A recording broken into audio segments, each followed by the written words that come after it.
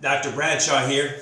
Listen, functional medicine patients, if you're watching this, you've had some trouble with the inside of your elbow getting tight.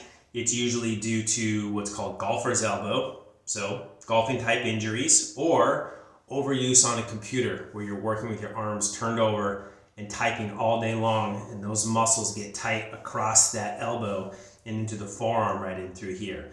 So we're going to show you how to stretch that out today to really help loosen that up. So let's say it's this right elbow you're having trouble with. And by the way, the anatomy of this muscle is it's not a vertical muscle this way. It's more of a horizontal muscle and diagonal muscle this way. So it literally runs from the inside of the forearm, below the elbow, crosses up to the upper arm at the above the elbow joint. And so we're going to stretch that out.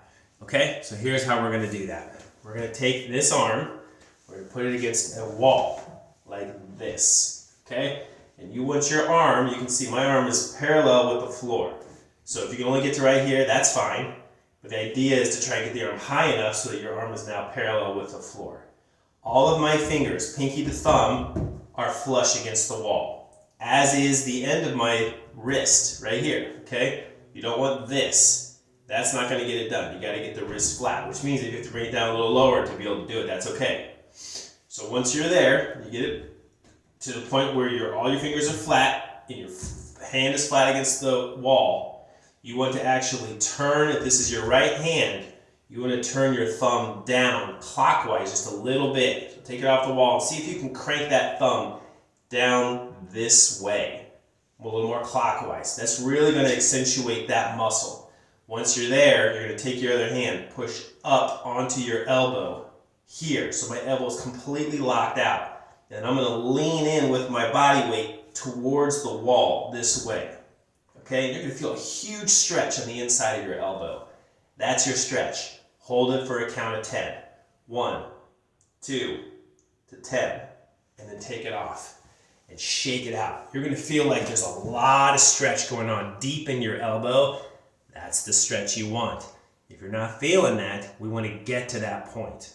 Okay? So if it were your other hand, let's be clear.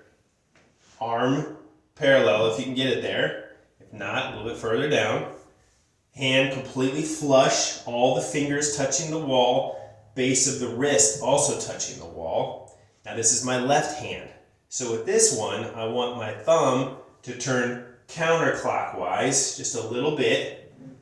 That little bit can make a huge difference with getting that pronator completely lengthened and stretched out. Okay? This golfer's elbow muscle, that pronator teres. So once you're there, again, take your other hand, push up into your elbow, and lean into the wall. And you'll feel that stretch in your elbow. Hold that for a count of 10. 1, 2, up to 10. Let it go. Shake it out. Go back.